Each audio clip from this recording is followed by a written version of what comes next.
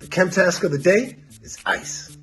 And I'm not talking about the ice in your cooler or ice baby. I'm talking about a mathematical expression that we use to solve problems. We call this dimensional analysis.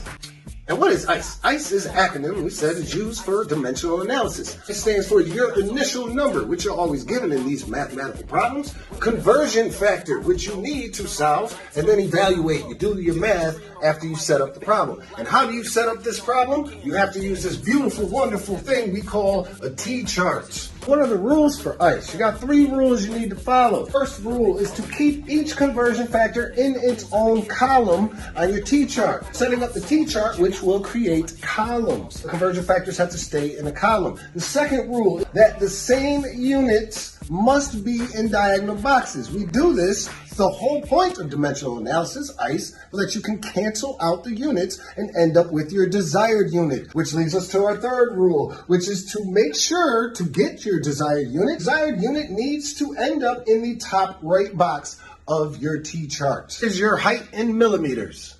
This problem, I need to use ICE. First thing to start off with is our T-chart. Call a lowercase t to represent our T-chart. And now we are going to fill in the boxes using method and the rules. The first step of ICE is to write your initial number. My height just so happens to be close to 6 feet. So I'm going to put 6 feet in my initial box, my top left box. Rule number 2 of ICE states that the same unit must go in diagonal boxes. If feet is in this box, then my conversion factor of 1 foot equals to 12 inches. Use that and put foot in this diagonal box. So I have foot here. Rule number 1 states that the conversion factors must stay in the same column. 1 foot and 12 inches. That is my conversion factor that I can get to go from feet to inches.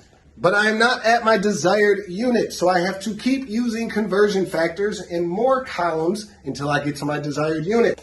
If I have inches in this box, then I know I need inches in the diagonal box.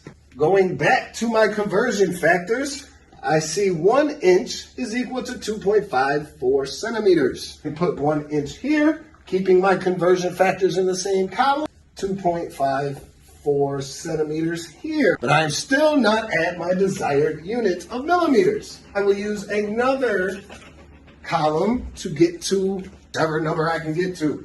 If I have 2.54 centimeters in my top box here, I need centimeters in this box. My conversion factor shows me 1 centimeter is equal to 10 millimeters to convert that number. 1 centimeter in this box, 10 millimeters in this box. When all of my units cancel out because they are in diagonal boxes and they are the same, I can now get to my final step of evaluate. The whole point of ICE and dimensional analysis is that we are setting up and multiplying fractions. Each one of these columns represents a fraction. So to evaluate, to do your math, you can do it 2 different ways. Either do the fraction, divide whatever is inside of each column, put your numbers down below so you can keep track of them, and then multiply all those numbers. The way I like to do it, the nice simple way, multiply all of your numbers on the top, write that number down, multiply all your numbers on the bottom, write that number down, and then divide those 2 numbers for your final answer. That is the last step of ICE,